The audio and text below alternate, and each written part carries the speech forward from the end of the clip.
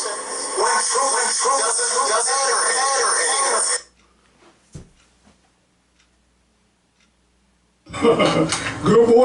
morning, and welcome to another episode. There we go. Welcome to another episode of The Outsiders. I'm your host, Sean Sims, and I'm with superstar Doc Cheatham, my superstar co-host. Doc, how's it going? It's going great, and good morning to everyone. And we know that this weekend is the most uncelebrated holiday in the history of the world. They put Juneteenth on our celebration. They put airframe on our celebration. What? This is the most uncelebrated holiday that happens every year. Father's Day. What? You're getting all your thunder stolen for this special day, Father's Day, this Sunday, and then you have Juneteenth right after that. And we're going to get right into it because there's a lot going on in this news cycle. I want to first, wow, this is a rough one. Ray Lewis, the third, Ray Lewis's son, passed away, and we want to give condolences to the Lewis family.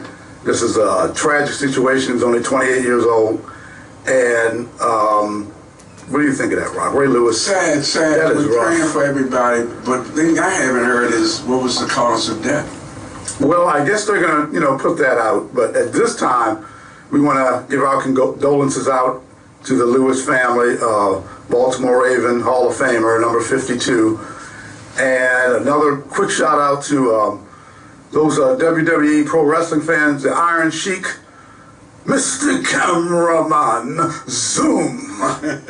Started that Hulkamania with Hulk Hogan. The Iron Sheik passed away as well. So we've got the pro wrestlers and the pro football players. How many? This is like the second week. It was superstar Billy Graham and Jim Brown, and now we've got, I don't know what's going on with these pro football players and these pro wrestlers, but that's how we're starting the show. But you have to show your respect and condolences. So we're going to move on. We do have a challenge. A challenge was issued. We're going to talk about that later by Councilman Zeke Cohen, the 1st District. And the Outsiders will address this challenge. And we're going to take Councilman Zeke Cohen, I'm going to steal this from Ric Flair, we're going to take him to school. I like it. On that issue. And recently Doc, who basically dominated Fox News.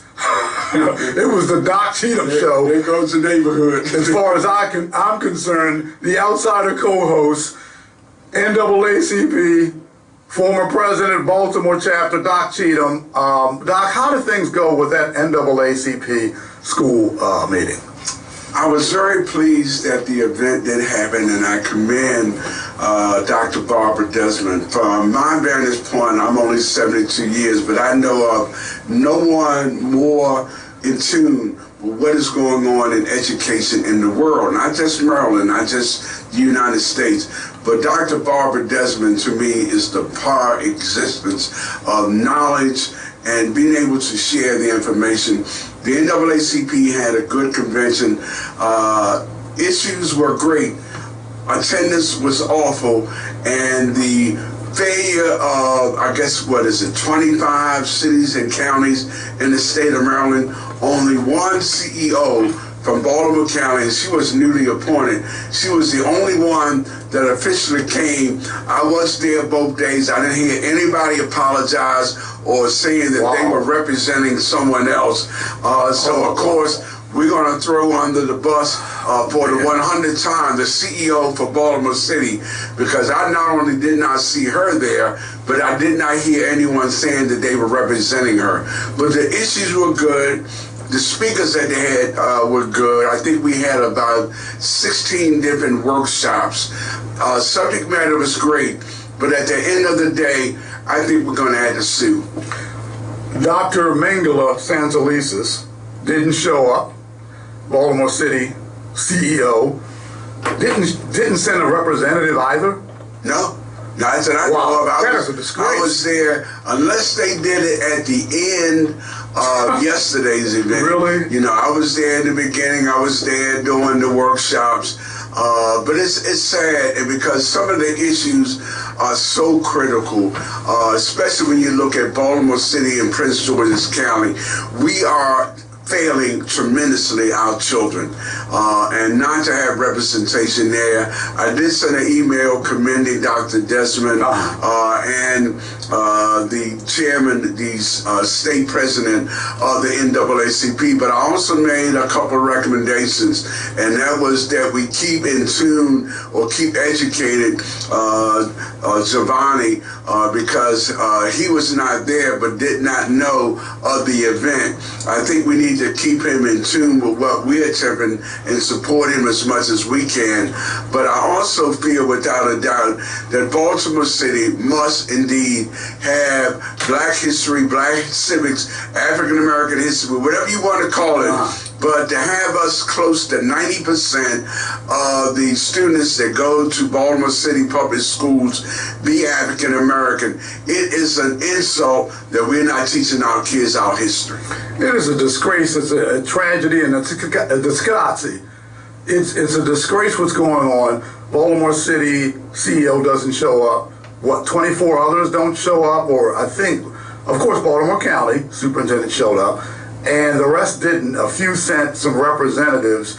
Yeah, 7 counties were actually represented out of the, the total that we have in Maryland. But the fact that we were discussing Black education or, African American education, and the fact that we are failing to properly educate our kids, I think all of those counties, and I ask also that we get a listing of what counties were there. Okay. I really think movement need to be made on each one of those CEOs to remove all of them. And you heard it from Doc Cheatham.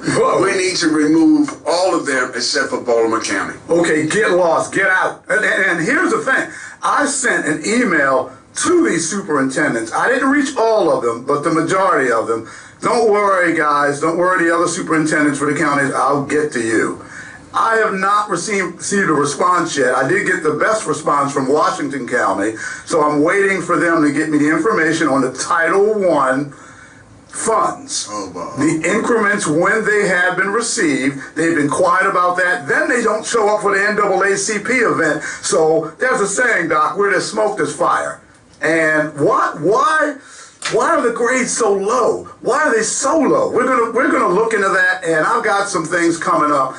The outsiders, don't get it twisted. We get the inside information, and we have some very pertinent information, mind-blowing information that will be coming up in the next several weeks to come. So, Sean, I need to say one thing. Okay. I neglected to say. Sure. I want to commend Fox 45 for their continuous coverage. They were there. They taped me on 3 separate days. I commend them, and I commend and thank my good friend Jeff, one of the reporters. Jeff Abel? Jeff Abel for the excellent job that he did in covering. But I have to thank Fox 45. I know sometimes many of us had some concerns or problems with Fox, but their coverage was tremendous. I don't care about, I understand what you're saying because I hear it. I hear it from friends of mine. I hear it from other pundits. But I tell you what, other pundits, listen up. I don't give a rip about Fox 45, WBAL, WJZ, WMAR, or any of the other media hierarchy. The only thing the outsiders care about, and Doc backed me up on this, is who's telling the truth and getting the information out, the correct information out to the citizens. Information is power. That's the only thing I care about. And if you're worried about Fox or WBAL or MAR or whatever, and that's your big thing, and you're not focusing on the information and the truth, then you're the one with the problem. You're the one with the issue. Now I'm going to move on. Slim Shady's movie debut. I'm ready for my close-up, Mr. DeMille. That's from Sunset Boulevard. Gloria Swanson. That came out in 1952. And I'm a bit of a movie buff. Dwight Pettit said one day we were hanging out, we were talking about movies, asking about a bunch of movie questions and everything. He turns to everybody and he goes, Just ask Sean, he knows. Ask Sean. He got the rest of the story. So I'm a bit of a movie buff, but Slim Shady was the jet off to merry old England. Hello, hello.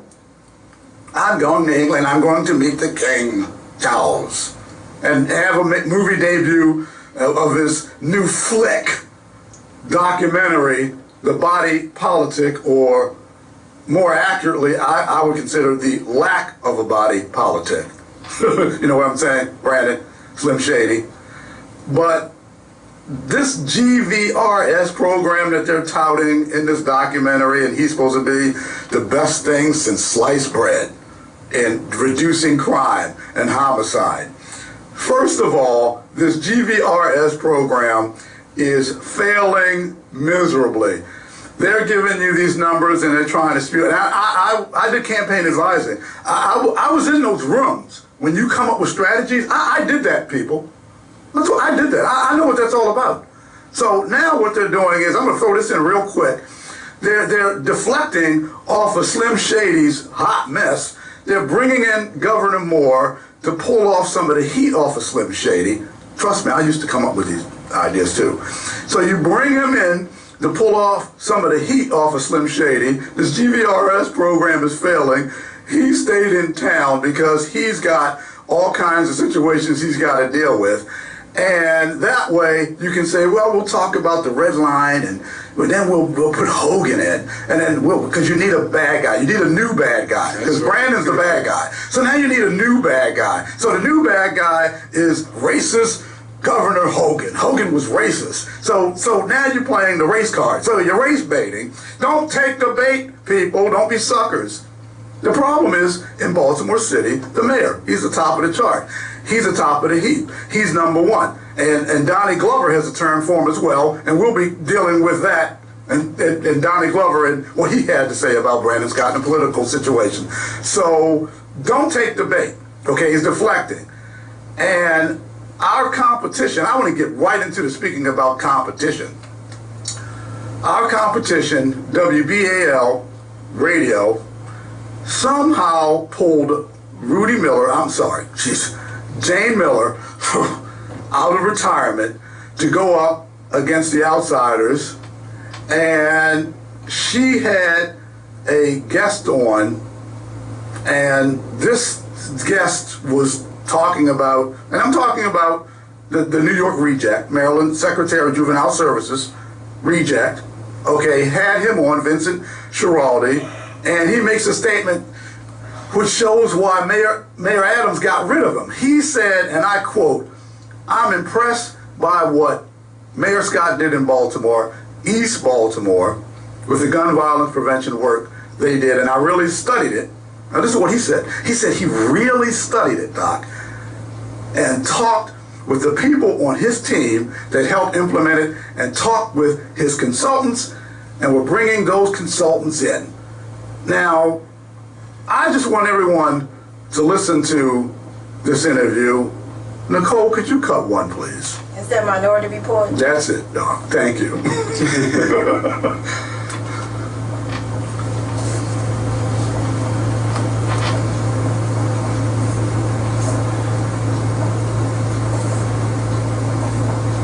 It ain't playing nothing, Sean.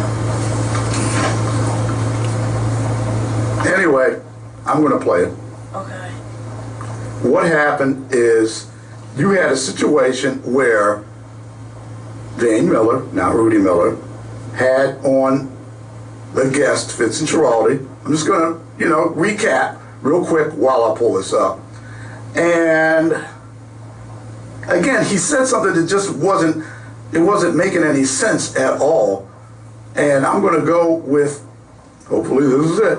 There it is. I mean, just that we would consider Betty. It might not be considered, Betty to the 14-year-old, but girls, right? You stole my girl. You looked at my girl. You bumped into me. So, yeah, I don't want to howl at the moon though, because that's not my child, frankly. I'm impressed by what Mayor Scott did in Baltimore, East Baltimore, with the gun violence prevention work they did. And I've really studied it and talked to the people on his team that helped implement it election strategy? Yes. The TVRS. Sorry. It's in the Western District. Yes, correct. Right. Western District, sorry. I apologize. I raised my kids in Silver Spring, but then I moved away for a long time, and I'm just back now. The reason why Vincent is back now is because Mayor Eric Adams in New York, the New York City mayor, kicked him out, not of the city, but out of the agency because of the wacky stuff he was coming up with. So he got booted out of New York. So that's why he's back in. Of course, Westmore brings in a New York reject.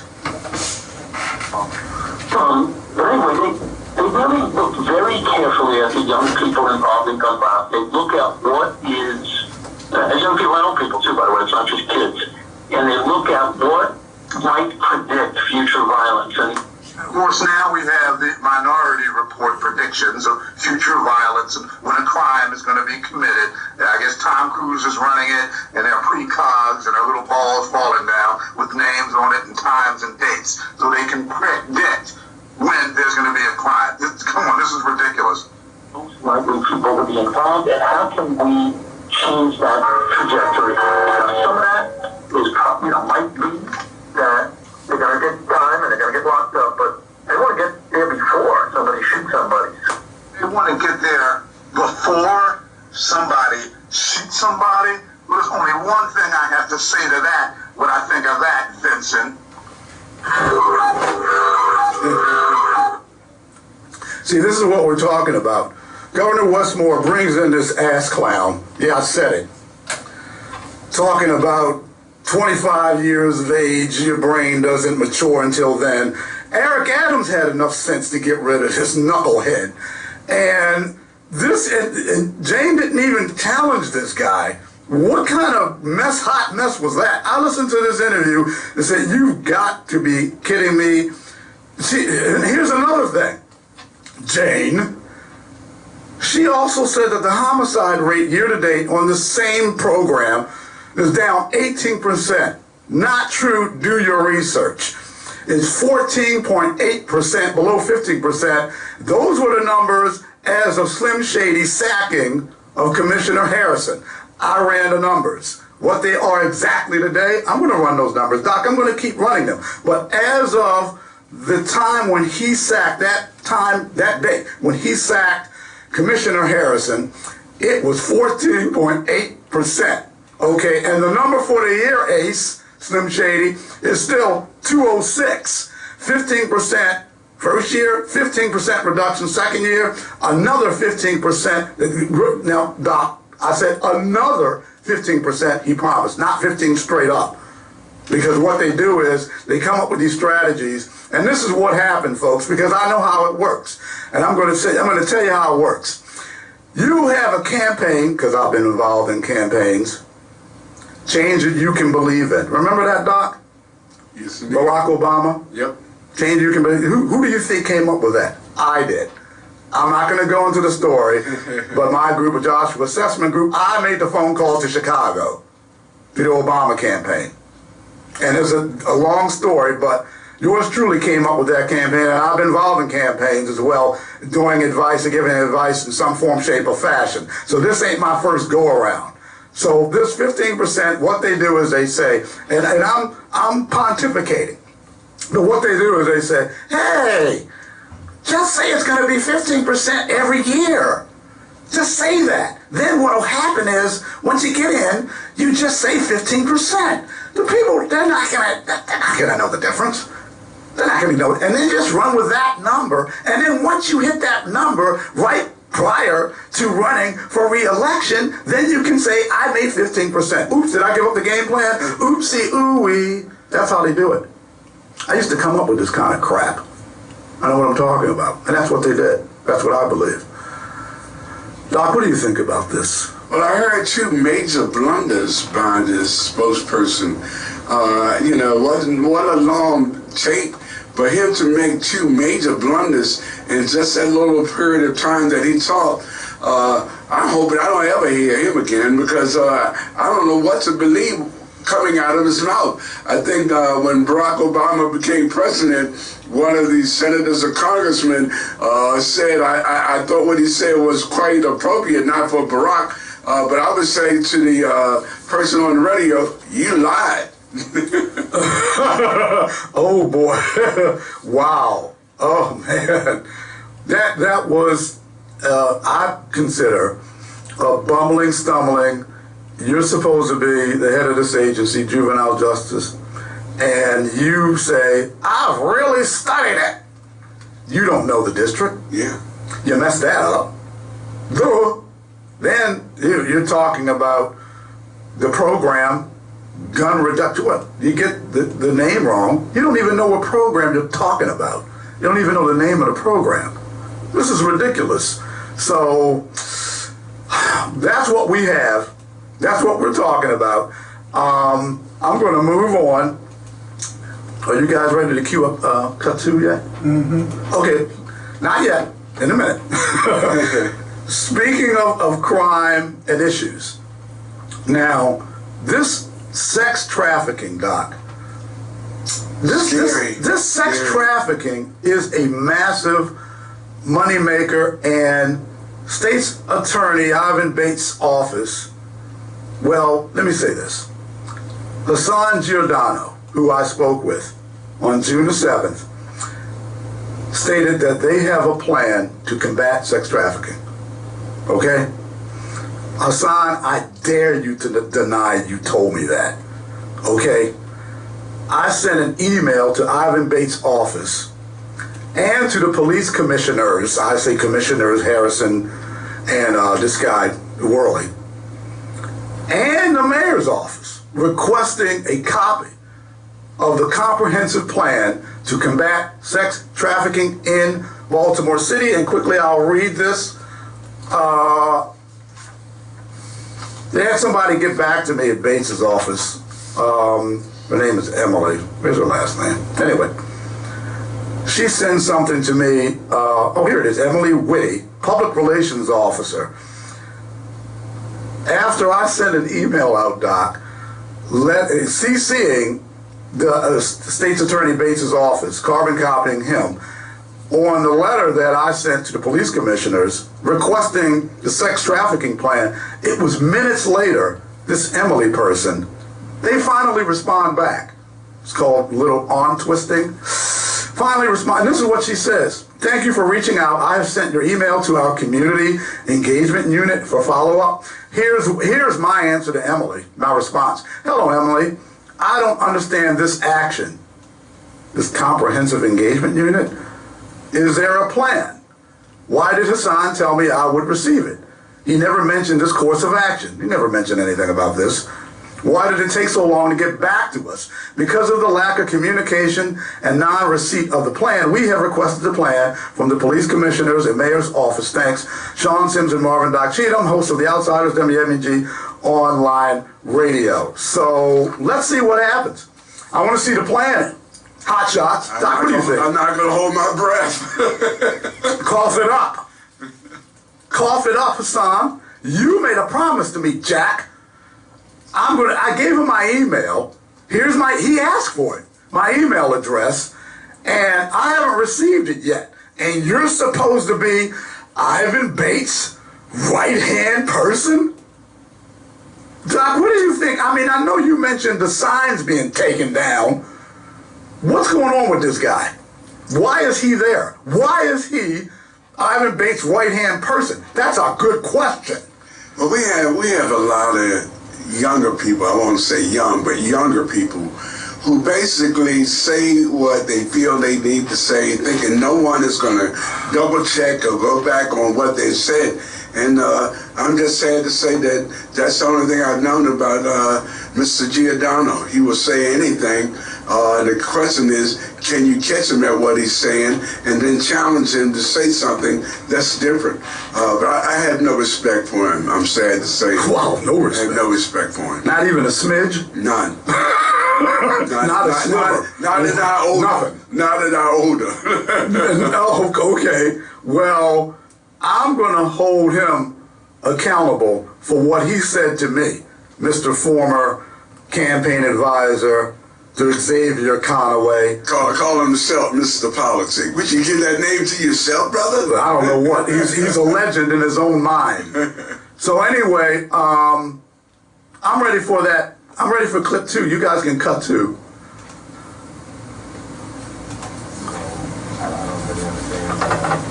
The value to the citizens to, when I think about, like, especially in my district, when I think about folks that are hacking, there's some older seniors I know that work at a grocery store and hang out and help take people home with their groceries, and I don't really understand, like, in that scenario, why that person needs to show up and do community service for having sort of an informal taxi service. I mean, I get it, the laws are the laws, but I don't know how that makes the city safer. Well, for us, it was pretty simple. These are the laws that are in the books. A number of the laws are for the city council.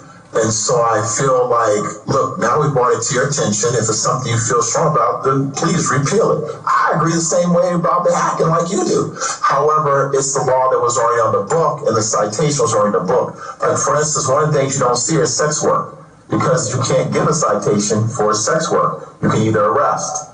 We don't want to arrest for sex work. And even though you know this better than anyone, Councilman, sex work and sex trafficking look very similar, we wanted to sit down and say, before we move in that direction, let's find a better way to try to do this. How we can go ahead and find out individuals being sex trafficked, but not give additional trauma to the sex worker. Do more to fight human trafficking. A new city resolution aims to help prevent trafficking among the city's unhoused population.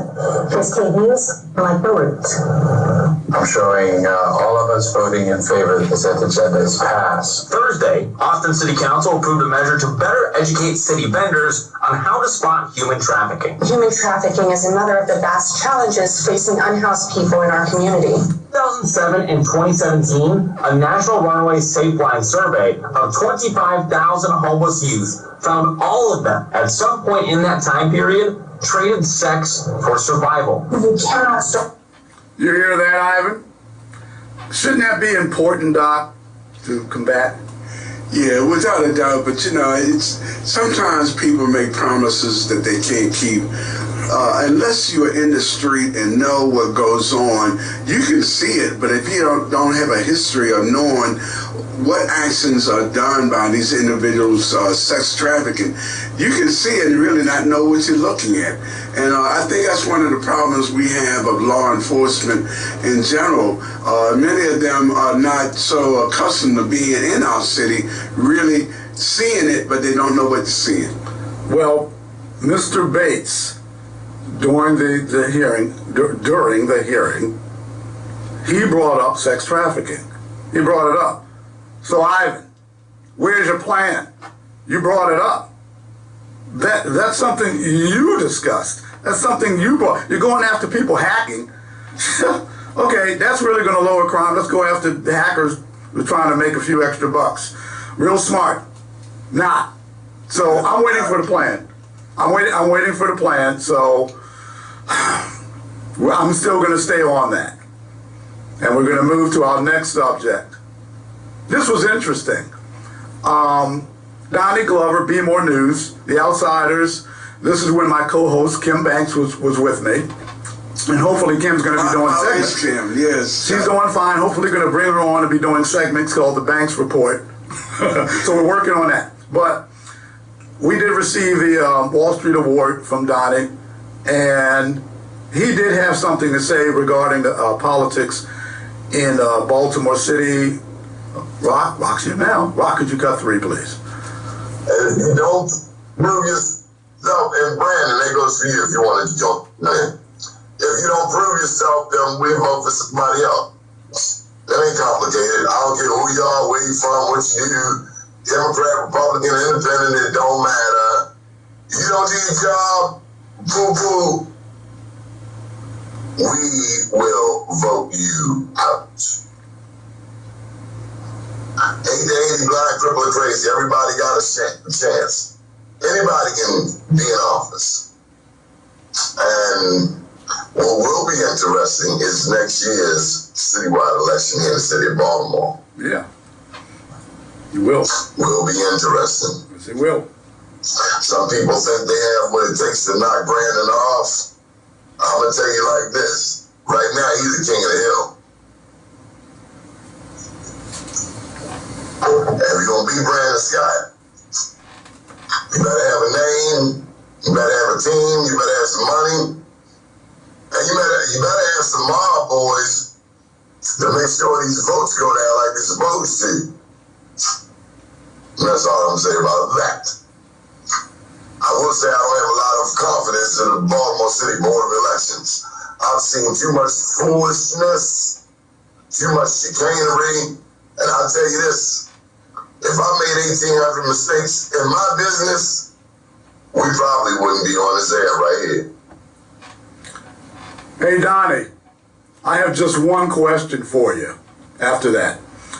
If Brandon's the king, then who's the queen? Who's the queen if Brandon's the king? That's the question I have. Okay. Donnie is accurate in his assessments regarding Baltimore City, not trusting the Board of Elections, what's going on with the name. You need money. This is actually campaigning. Political campaigning 101. Yeah, you want somebody with a name because Baltimore is infamous, and I'm not famous, infamous for voting people in on name, even though they're 23, 24, 25 years old, have absolutely no experience at all, change the name at the last minute, and they voted in because of the name. And the situation in that department and that agency is a freaking mitigated disaster right now. But that's another story. So he's right about that. You need money. I agree with all of that. Brandon is king. Yeah, he's king. He's the king, the emperor with no clothes. He thinks he's more than he is. He's delusional. And we're going to see what happens. But I have some inside information on how that's going to go down. I'm not going to go over it now, but I'll be touching on it in the weeks to come. Doc, what do you think of what Donnie said? Well, he has some credibility to some of the things he's talking about. I think almost any candidate running for any position, depending upon how you set up your structure, any candidate can be beaten. You just have to figure out what to do, how to do it, whether you got the funds. But I really think we are in a lot of trouble if we expect to re-elect majority of these people from Baltimore City. I really feel, folks, that the overwhelming majority of the folks representing Baltimore City need to be sent home packing. I do not feel that we should be electing. The overwhelming majority of them need to be retired. Okay. That's what Doc thinks. Bye. I think there should be some type of overhaul with people. The mayor should go. He should have been. If there was a recall, remove and replace. I'm big on remove and replace because you already have it that in the charter. You just need to tweak it. So I'm big on that. If you get the recall situation, fine. Whatever mechanism works because he needs to go. But let's go. Speaking of Slim Shady, let's go to clip 4. Cut 4, please, Rock. Fighting for him, whether he considers to be successful with the mayor going to England to be a part of the global premiere. But tonight, why that trip is canceled.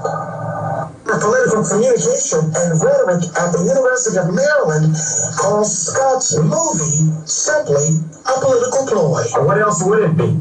With the mayor running for re-election in the next year or so, there's nothing about anything that he does that isn't political.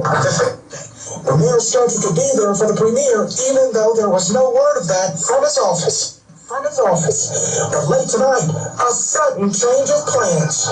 The update coming after our questions to the mayor's office, including, according to BPD data, as of May 27th, total Part 1 crime is up 20% compared to last year.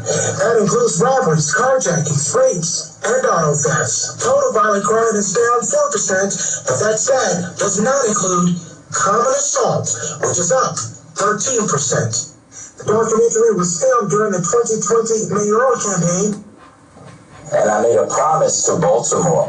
Your comments come after the mayor failed to fulfill his campaign promise for the second year in a row.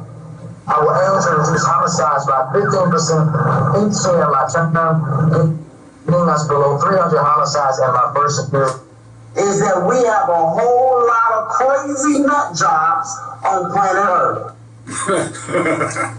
I know one thing. Okay, that was Keith Daniels, Fox 45, who you touted, reporting, but yours truly on The Outsiders, we're the first. Now, I want to set the record straight. We're the first to bring up the common assaults. I talked about Muncie, how they had common assaults on my show months ago, and how they don't have the numbers for common assaults. They adjusted it, the show numbers, they didn't put it on the top of the dashboard. In that section, we brought that up because my wife and I were in a situation where we were assaulted by a squeegee man. Looked like he either just got out of prison, or he was going to prison, or he had been in prison. This hardened squeegee person assaulted my wife and I, a president in Pratt Street, and still haven't heard anything else about that back. No one's gotten back to us. And I tell you what, Harrison didn't send anything to us. This guy, Richard Dick Worley, who's the new commissioner, he didn't send us jack, nothing. I didn't hear anything from this guy. And why don't we have a list of people we can look at for police commissioner instead of just throwing this guy and say, okay, that's it, he's in. I believe there are more qualified people for that position. But what's going on here with this cancellation and issue, Doc? What do you think about that? Well, I have two major issues here. One is that it does sound like a political ploy. I think the news report is correct. But what I am very troubled with is you telling me all the people that might be interested in police commissioner, we can only find one. One? You've only reached out to one. You haven't looked at other names. We haven't heard of what the responses are from the community about the record that this individual who is now the interim police chief. We haven't heard any responses on what people feel their experiences have been. I'm really troubled that we're not handling this possible appointment and the means that would be advantageous to all of us. Let's get as much information about him as we can. Let's get other people that may be interested. You know, let's have a little bit of a competition of folks that really want to be the police commissioner. Exactly. You want to have competition, good competition. We need to look at other folk who are able to do the job and, hey, compete for it. Just don't hand the job over to the guy. And he wasn't even living in Baltimore City when he should have been. The Outsiders broke that. We broke that here. Doc, did we not break the fact? We broke it, and without a doubt, we said not only that he's not living here, but he's not even a registered voter here. So what are you saying to us? You're telling us, oh, you can get hired by us, but at the same time, you're not interested in living with us. He doesn't want to live with us, and I'm going to be, let me make things perfectly clear. We broke the issue that he was the deputy commissioner. And being the deputy commissioner, you report directly to the head. Doc and I broke that, talked about that here on The Outsiders. Okay, that's where it first came out. He should have been in the city. He should have been living in the city when he became deputy commissioner. So what's going on with this guy? And then the mayor made a comment, Slim Shady, that, and this was to Mackenzie Frost. I'm going to look this up. He said that while he was a colonel and while he was in this position and while he was in that position, and he named all these positions that Richard Dick Worley was in, and he was a resident of Baltimore City when he was in those positions. Correct me if I'm wrong, I believe that's what he said. That's what I think I heard as well. Really? It was? Really? Okay, well, speaking of people popping off at the mouth, finally, we're going to get to that. The challenge. You've got Zeke Cohen, Baltimore City Councilman, and he's representing the 1st District. And he's on the Kim Klacik show, I believe it was this past Wednesday, and he starts popping off at the mouth about how no city has figured out the problem of homelessness. They haven't figured it out. Well, listen up, stud horse.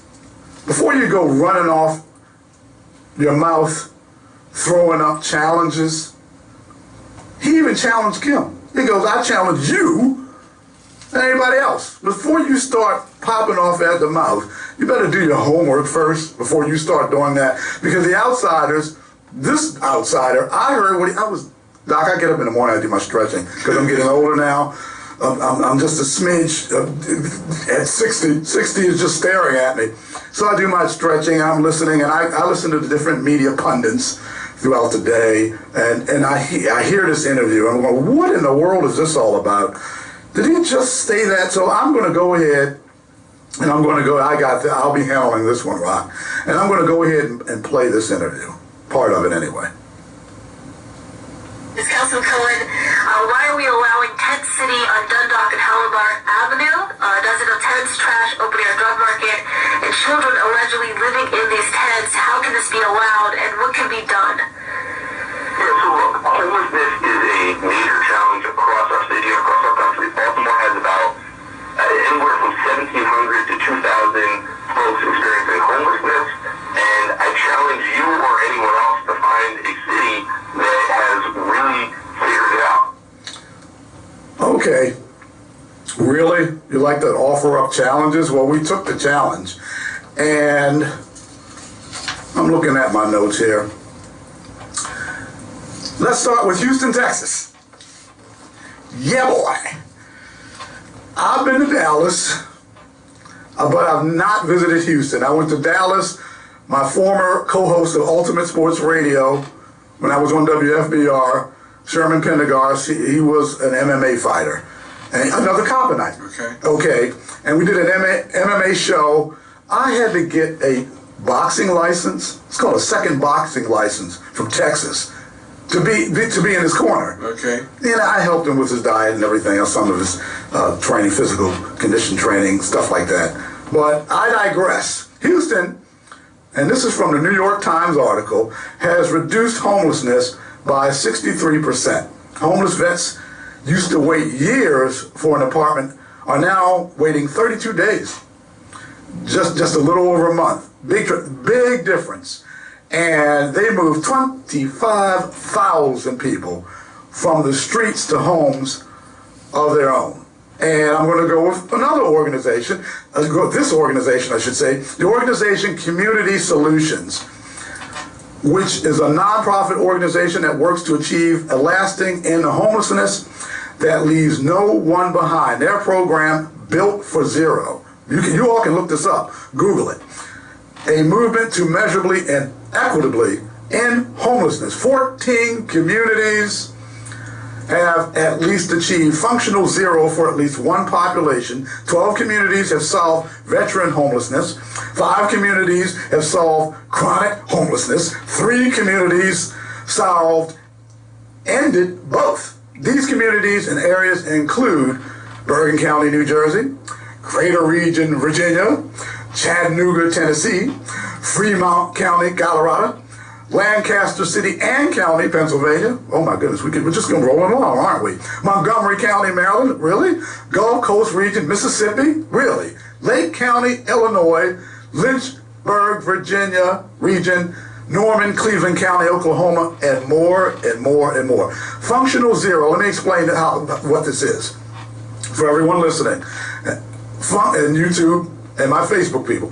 Functioning zero is a milestone that indicates that fewer people are experiencing homelessness than are routinely exiting homelessness at a given time. This means that the number of people experiencing homelessness at any time does not exceed the community's proven record of housing at least that many people in a month.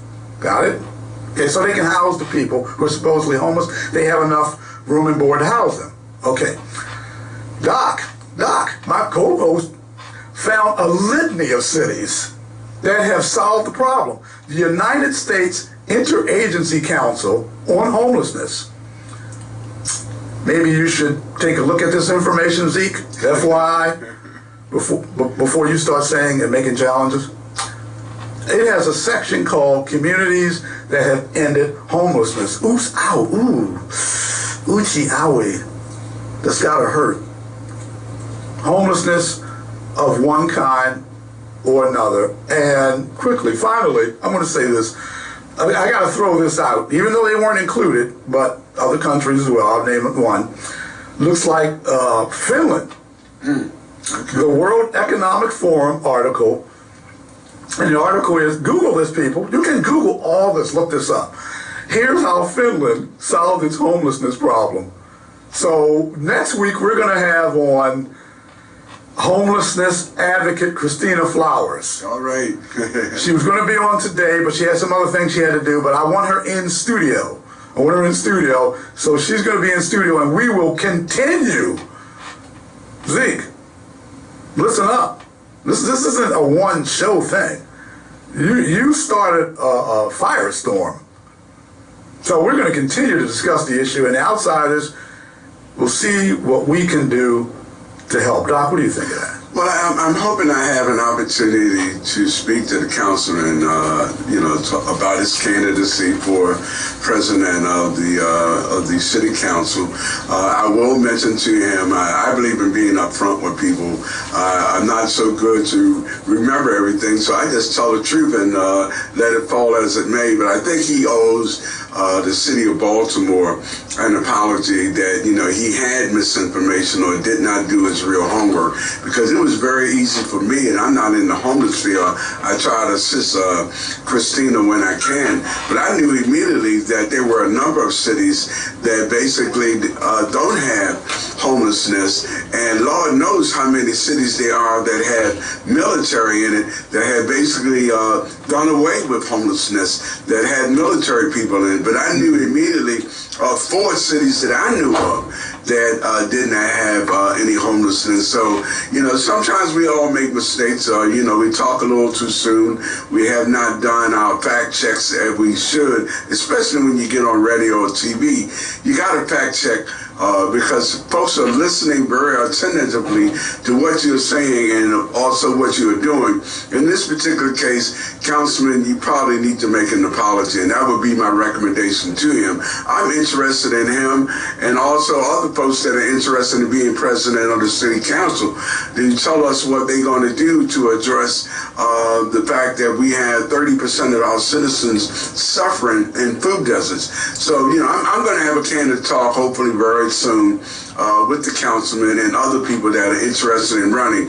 But candidates, my advice to all of you, be careful what you say. Yes, do your homework. I used to be a campaign advisor. Well, I can, somebody wants to bring me on board, but political campaign advisor.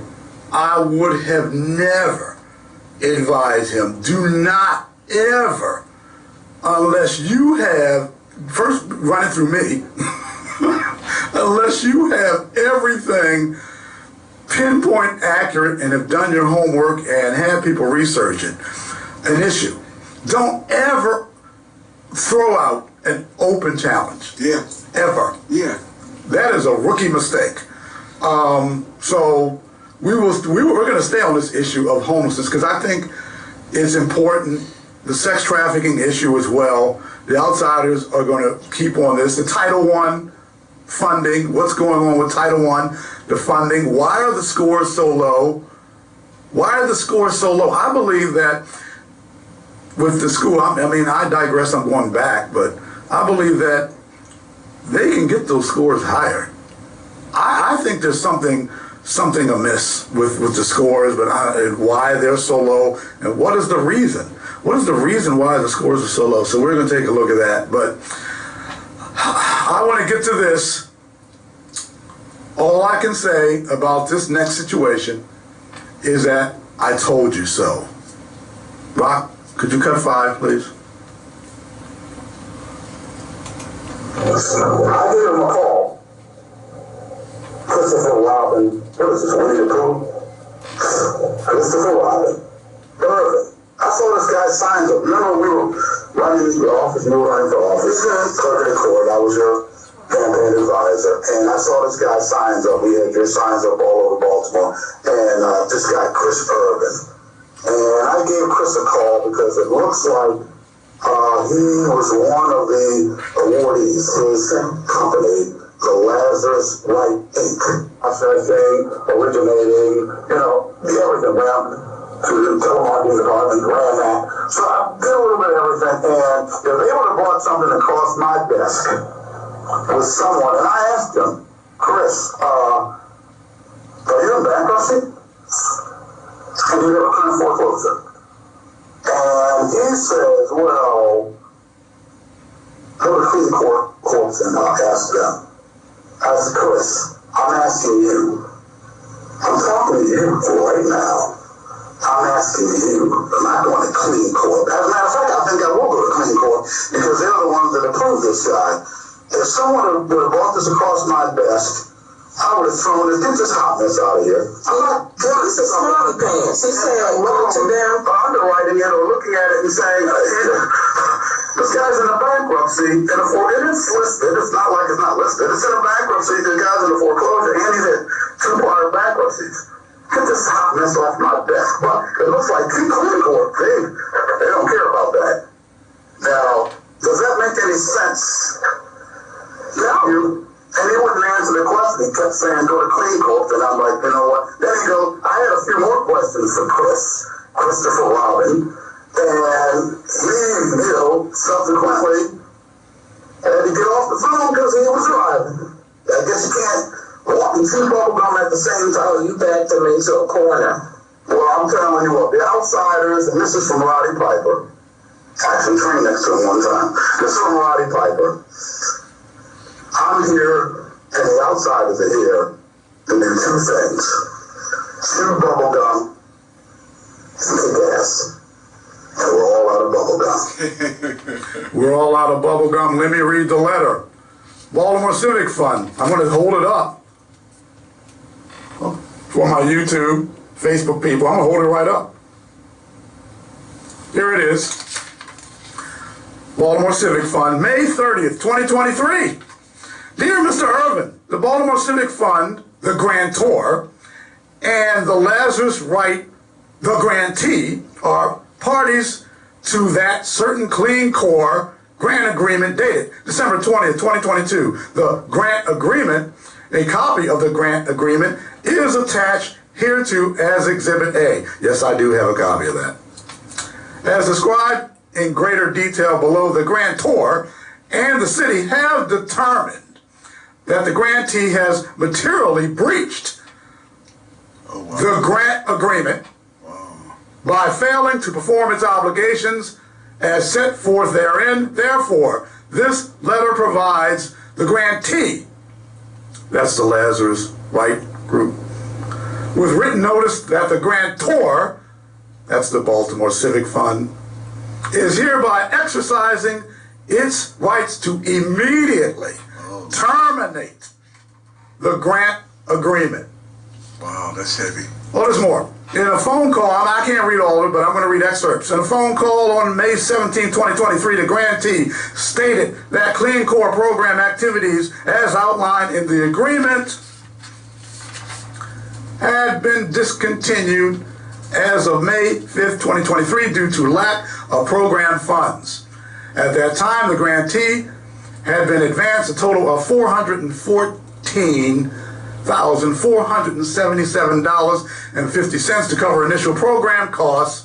At the time of our call on May 17th, the grantee had submitted program expenses from January, February, and March 2023 totaling $147,457.20, leaving a balance of $267,020.22 for program operations in April and beyond. However, during our May 17th call, the grantee stated that Clean Corp's grant funds had been spent on salaries and operational expenses that were not included in the agreement scope of work or budget.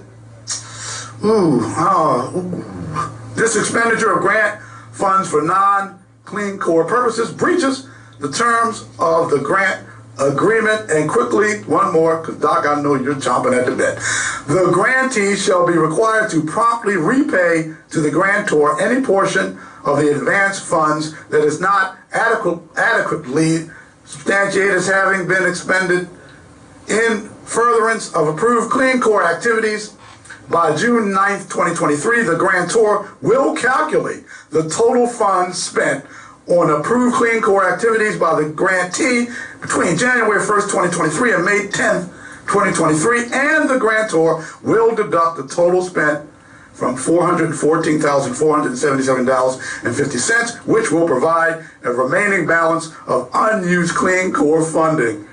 Oh boy. The grantee will be required to return the unused Clean Core funding by June 23rd, 2023, and this is sincerely Hai Suk Chung, who I sent the email to. Baltimore Civic Fund President, carbon copy to Shemaya Kearney, Baltimore City Chief Recovery Officer, and Chris Ryer, who I sent an email to, Baltimore City Department of Planning Director. Doc, what do you think of that?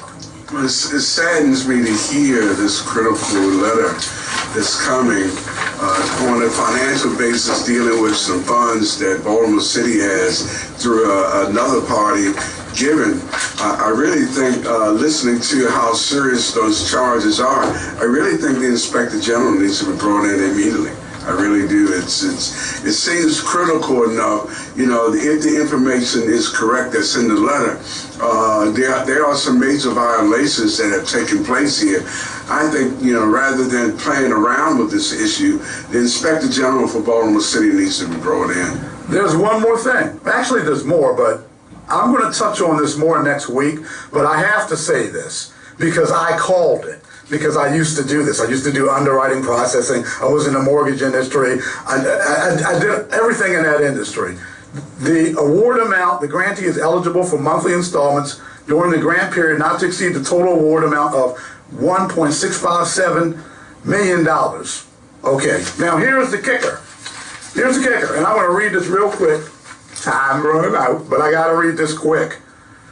The section in this agreement, grantee assurances and certification, section 2E. Grantee is not subject, in order to get this money, you have to make sure it's a requirement. Grantee is not subject to any current or pending bankruptcy proceeding. Oh, wow. Criminal investigation or civil investigation by any federal, state, or local government agency for alleged violation of laws or regulations enforced by such agencies. Let me read it again. Grantee is not subject to any current or pending bankruptcy proceeding. There's no wonder Christopher Robin Winnie the Pooh Ervin wanted me to call Clean Core because they were well aware that he was in a current bankruptcy.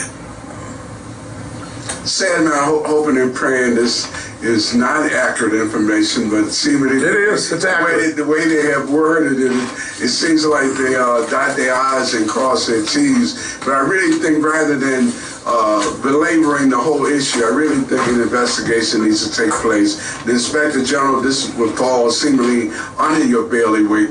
And the fact that, you know, my community is one of those communities that has not benefited from the cleanup job. So I got some real problems with that. And on that note, the outsiders are going to continue to look into this. There's more information, Doc. There's more. Next week we'll be covering more information. But anyway, another episode of The Outsiders. We keep rolling and rolling and rolling along. I want to thank everybody for listening, watching the program, and God bless. Take care, everyone. Happy Father's Day and Juneteenth.